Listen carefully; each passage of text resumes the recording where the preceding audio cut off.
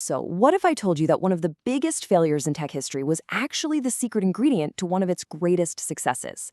Today, we are diving into the story of Computer Space, the game that was supposed to be a blockbuster but wasn't, and yet it became the spark that lit the entire video game world on fire.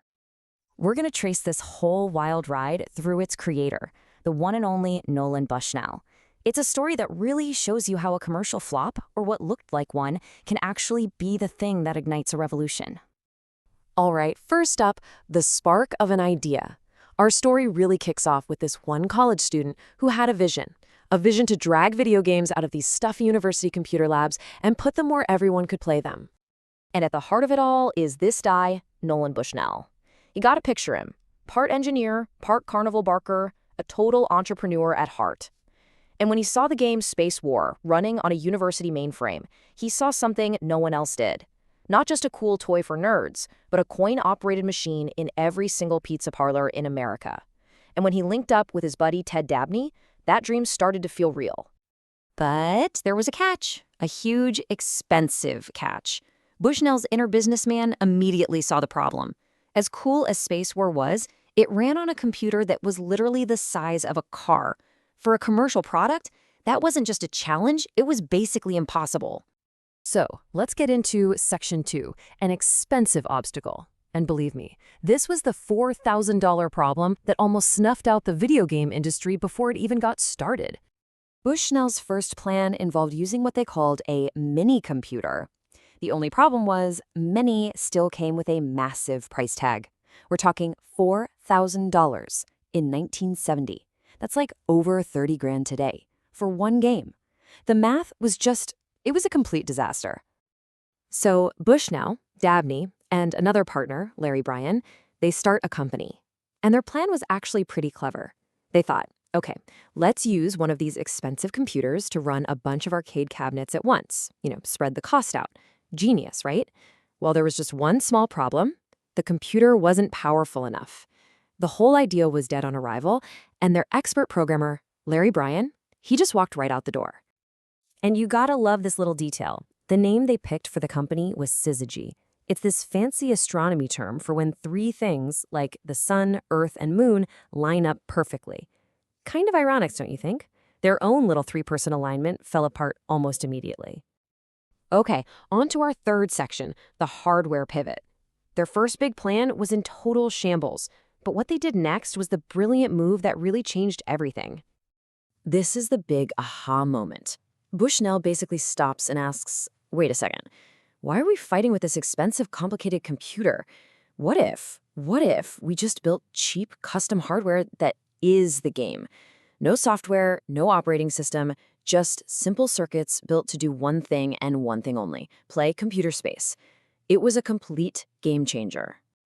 And what happens next is just classic startup lore.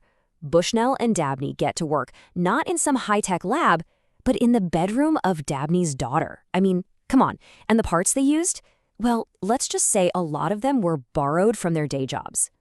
Which brings us to Section 4, the big gamble. They had a working prototype, which is great, but turning that into a product that people would actually buy, that was going to be a whole different kind of challenge. And you have to realize just how revolutionary this game was for its time. I mean, it was the very first commercial video game, ever. It had enemy UFOs with a simple AI. They would actually hunt you down and shoot back. And get this, for the first time in history, a video game had its own sound. Beeps, rocket whooshes, it brought the whole thing to life. So 1971 turns into this insane roller coaster. Bushnell somehow lands a manufacturing deal, get this, from a tip he got from his dentist. Then a test run in a local bar packed with Stanford students is a huge hit. They're on top of the world. But then, bam.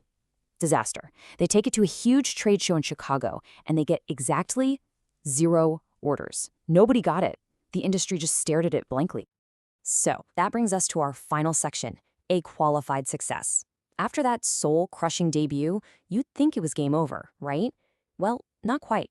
This is where the story gets really interesting. So in a move that was either brilliant or completely nuts, their partner, Nutting Associates, just ignored the trade show disaster. They took this enormous gamble and decided to build 1,500 of these machines anyway. And the crazy part? they actually sold most of them, somewhere around 1,400 units. So if you look at the final numbers, it wasn't a failure. Not really. It definitely made some money. But was it the world-changing, industry-defining blockbuster that Nolan Bushnell had been dreaming of? Not even close. It was considered a minor success, a curiosity. And this is the whole point of the story right here. That minor success wasn't an ending. It was a launchpad. It gave Bushnell two things that were way more valuable than a smash hit. First, it gave him the cash to go start his own thing. And second, maybe more importantly, it taught him an invaluable lesson. His game was too complicated.